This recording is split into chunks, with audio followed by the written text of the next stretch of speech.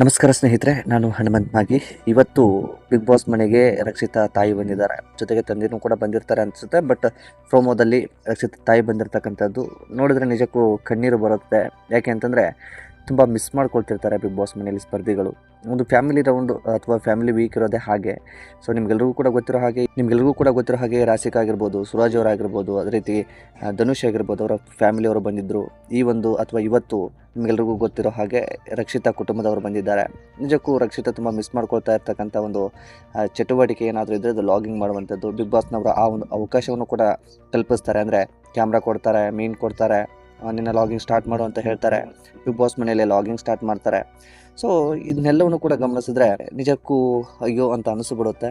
So ಈ ಒಂದು big boss ಮನೆಗೆ ರಕ್ಷಿತಾ ತಾಯಿ ಬಂದಿರತಕ್ಕಂಥದ್ದು ಅವಳಿಗೆ ತುಂಬ ಖುಷಿ ಕೂಡ ಕೊಟ್ಟಿದೆ. ತುಂಬ ಮಿಸ್ ಮಾಡ್ಕೊಳ್ತಿರ್ತಾರೆ. ಬಂದಿರತಕ್ಕಂಥ ಪ್ರತಿಯೊಬ್ಬರು ಕೂಡ ಕಣ್ಣೀರನ್ನು ಹಾಕಿದ್ದಾರೆ. ಇನ್ನು ಯಾರೆಲ್ಲ ಫ್ಯಾಮಿಲಿಯವರು ಬಿಗ್ ಬಾಸ್ ಮನೆಗೆ ಬಂದಿದ್ದಾರೆ ಎಲ್ಲರೂ ಕೂಡ ಕಣ್ಣೀರನ್ನು ಹಾಕಿದ್ದಾರೆ. ತುಂಬ ಮಿಸ್ ಮಾಡ್ಕೊಳ್ತಾರೆ. ನೋಡಿ, ಒಂದು ಮೇಜರಲ್ಲಿದ್ದಾರೆ, ದೊಡ್ಡವರಿದ್ದಾರೆ. ಕಡಿಮೆ ಅಂದರೂ ಈ ಒಂದು 20 ಏಜಿಗಿಂತ ಎಲ್ಲರೂ ಕೂಡ ದೊಡ್ಡವರು ಇರುವಂಥವ್ರೆ. ಸೊ ಆದರೂ ಕೂಡ ಕಣ್ಣೀರು ಬರುತ್ತೆ ಅಂದರೆ ಅದಕ್ಕೆ ಭಾವನೆಗಳು ಅಂತ ಹೇಳೋದು. ಭಾವನೆಗಳು ಇದ್ದಂಥ ಸಂದರ್ಭದಲ್ಲಿ ಸಹಜವಾಗಿ ಕಣ್ಣೀರು ಬರುತ್ತೆ. ತುಂಬ ಮಿಸ್ ಮಾಡ್ಕೊಳ್ತಾ ಇರ್ತಾರೆ. ಸೊ ಹಾಗಾಗಿ ಬಿಗ್ ಬಾಸ್ ಮನೆಗೆ ಬಂದಿರತಕ್ಕಂಥ ಪ್ರತಿಯೊಂದು ಫ್ಯಾಮಿಲಿಯವರು ಕಣ್ಣೀರು ಹಾಕಿದ್ದಾರೆ, ಸ್ಪರ್ಧಿಗಳು ಕೂಡ ಕಣ್ಣೀರು ಹಾಕಿದ್ದಾರೆ. ಸೊ ಎಲ್ಲವನ್ನು ಕೂಡ ಗಮನಿಸಿದ್ದೀರಿ.